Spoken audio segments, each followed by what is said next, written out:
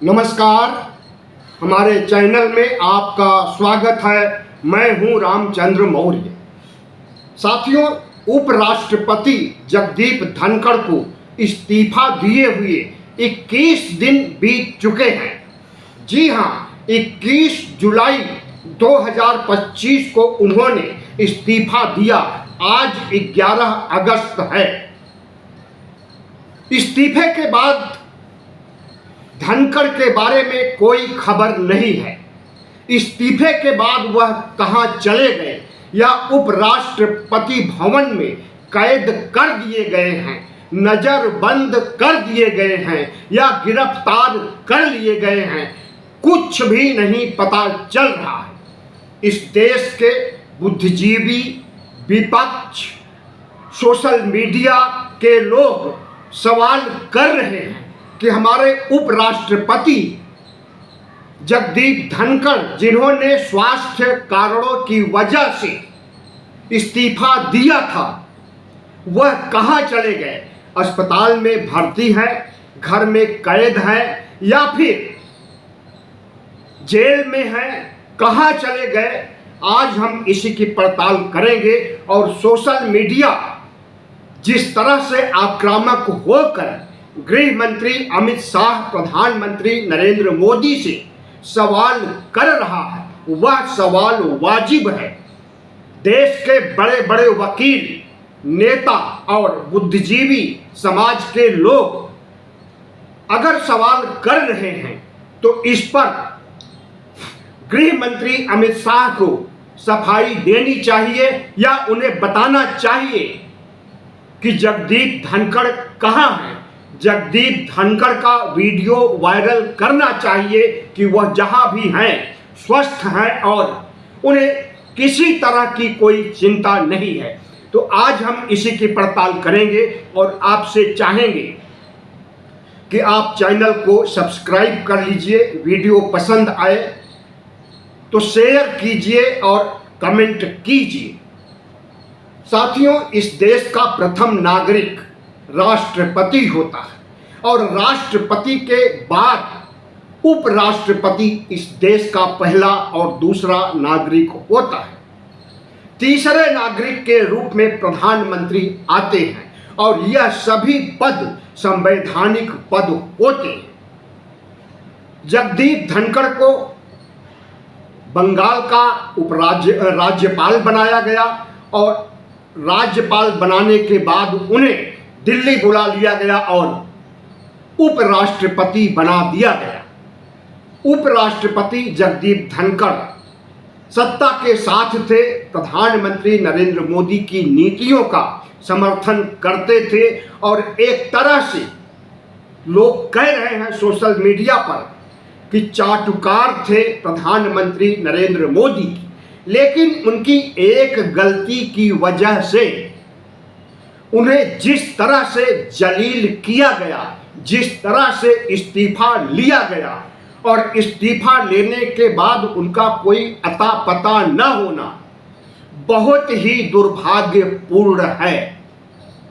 दुनिया के तमाम देशों में इस तरह से राष्ट्राध्यक्ष या अन्य बड़े पदों पर रहने वाले लोगों को गायब हो गए देखा गया है। चीन में भी देखा गया है और कई देशों में देखा गया है। लेकिन भारत में अभी तक संविधान लागू होने के बाद किसी को इस तरह से रहस्यमय ढंग से गायब होते या गायब करते नहीं देखा गया था। यह पहली घटना है जो जगदीप धनखड़ के साथ हो रही है कि जब से वह इस्तीफा दिए हैं कोई अता पता नहीं है, कोई सुराग नहीं है, कोई जानकारी नहीं है।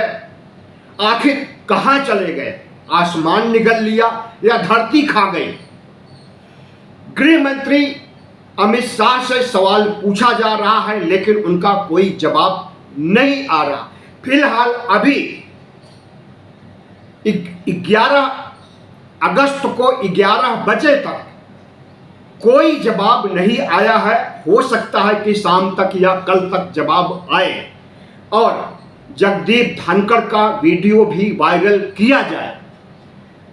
लेकिन उम्मीद कम ही लग रही है। लोग सोशल मीडिया पर सवाल कर रहे हैं कि क्या जगदीप धनखड़ का भी वही हाल किया गया जो जस्टिस लोया का किया गया था।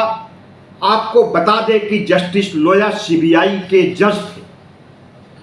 भारतीय जनता पार्टी से संबंधित एक मुकदमे की सुनवाई कर रहे थे और रहस्यमय ढंग से उनकी मृत्यु हो जाती है और उनकी मृत्यु हार्ट अटैक होने के कारण बताई गई थी। लेकिन विपक्ष और उस समय का मीडिया और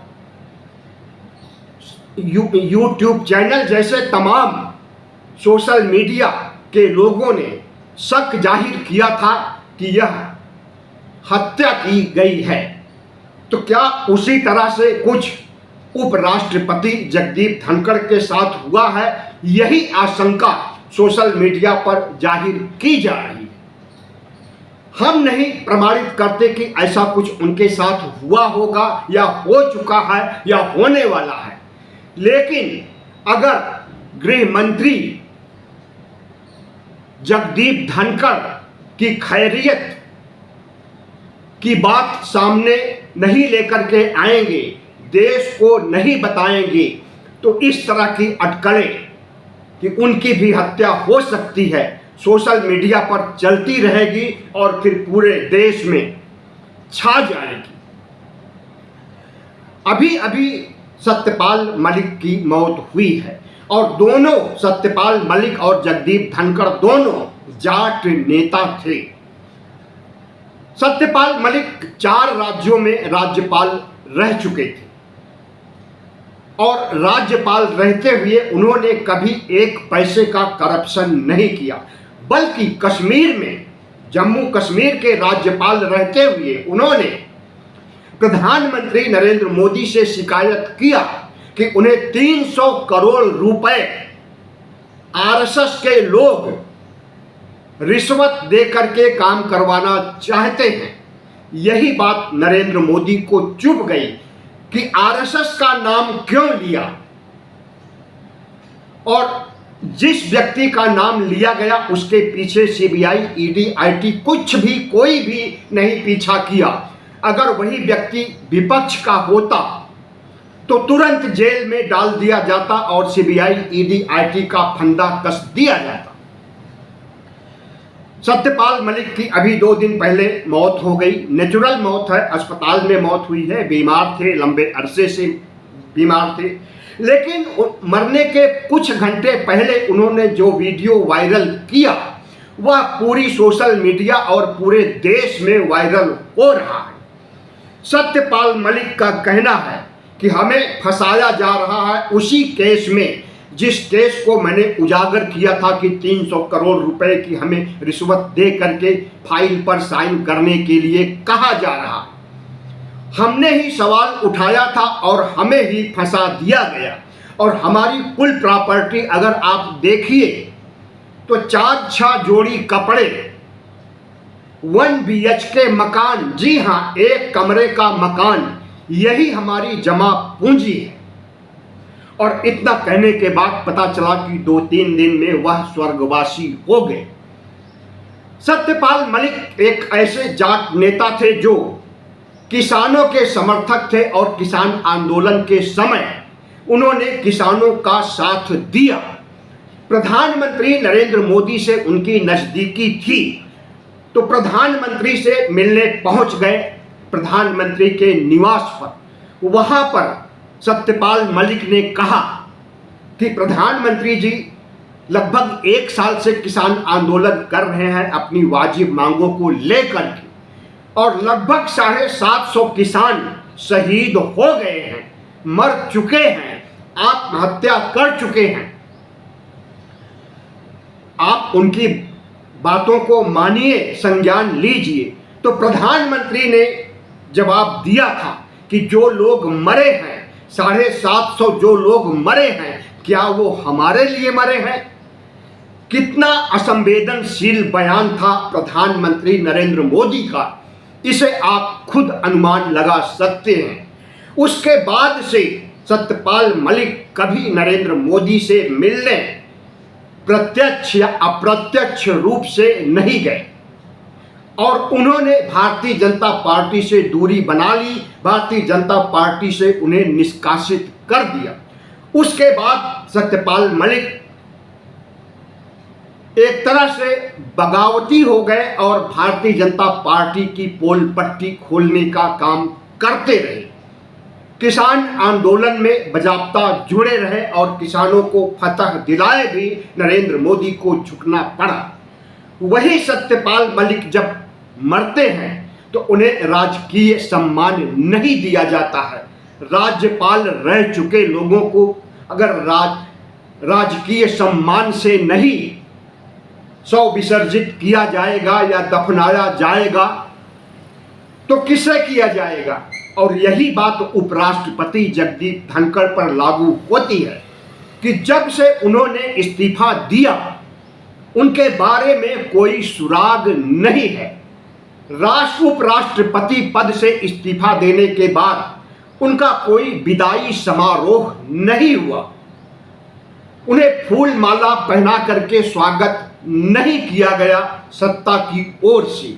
जबकि जितने भी उपराष्ट्रपति या राष्ट्रपति या सांसद अपने पद से हटते हैं या हटाए जाते हैं, कार्यकाल पूरा होता है तो उन्हें सम्मान के साथ विदाई की जाती है, राजकीय सम्मान दिया जाता है। लेकिन इन दोनों जाट नेताओं को, एक को मरने के बाद सम्मान नहीं दिया गया और दूसरे को कुर्सी से हटाने के बाद सम्मान नहीं दिया गया। जाहिर है कि इन दोनों से सत्ता की नाराजगी थी और है, इसीलिए इन्हें गायब कर दिया गया है या नजरबंद कर दिया गया है, उपराष्ट्रपति भवन में या जेल में डाल दिया गया है। कुछ नहीं कहा जा सकता है जब तक सरकार उपराष्ट्रपति के बारे में नहीं बताएगी, तब तक इसी तरह के अनुमान कयास लगाए जाते रहेंगे। हम समझते हैं कि उपराष्ट्रपति के साथ जो बर्ताव हुआ और हो रहा है यह बहुत ही दुर्भाग्यपूर्ण है। और अगर विदेशों की तरह अपने देश में भी किसी बड़े पद पर रहे, बैठे संवैधानिक पद पर रहे व्यक्ति का हश्र वही होगा जो चीन में हुआ था, तो यह हमारे लोकतंत्र के लिए कलंक माना जाएगा। जो हाल जस्टिस लोया का किया गया था वही हाल किया गया होगा, तो यह हमारे संविधान और लोकतंत्र के लिए बहुत ही कलंक और दुर्भाग्य की बात होगी। हम समझते हैं कि इस मामले में सुप्रीम कोर्ट को स्वतः संज्ञान या सुमो मोटो लेना चाहिए। सरकार से सुप्रीम कोर्ट खुद पूछे कि 21 दिन पहले रिटायर्ड हुए उपराष्ट्रपति, रिटायर्ड हुए नहीं, इस्तीफा लिया गया, वह उपराष्ट्रपति कहाँ हैं, किस हालत में हैं, उनके बारे में पूरे देश से जानकारी साझा की जाए, उनका वीडियो वायरल किया जाए। अगर सुप्रीम कोर्ट इस तरह से सख्त हिदायत देता है तब प्रधानमंत्री नरेंद्र मोदी और गृह मंत्री शाह को झुकना पड़ेगा। लेकिन क्या सुप्रीम कोर्ट संज्ञान लेगा? कलकत्ता में बलात्कार होता है तो उस पर सुप्रीम कोर्ट स्वतः संज्ञान लेता है। आंशिक रूप से मणिपुर पर भी संज्ञान लेता है और कार्रवाई होती है। तो सबसे बड़े संवैधानिक पद राष्ट्रपति का, उसके बाद उपराष्ट्रपति का, इन पदों पर बैठे लोगों के लिए अगर सुप्रीम कोर्ट संज्ञान नहीं लेगा तो क्या समझा जाएगा कि क्या सुप्रीम कोर्ट भी व्यवस्था, तंत्र, सरकार के षड्यंत्र में शामिल है? हम समझते हैं कि सच बोलने की सजा जिस तरह से उपराष्ट्रपति जगदीप धनखड़ को दी गई है, उनके साथ न्याय होना चाहिए। भले ही उन्हें कोई बड़ा पद न दिया जाए, कोई भी पद न दिया जाए, लेकिन उनके जान माल की हिफाजत होनी चाहिए, उन्हें जीने का अधिकार मिलना चाहिए, सत्ता चाहे भले ही उनके विरोध में खड़ी हो। धन्यवाद। वीडियो अच्छा लगा हो तो सब्सक्राइब कीजिएगा, लाइक कीजिएगा और शेयर कीजिएगा।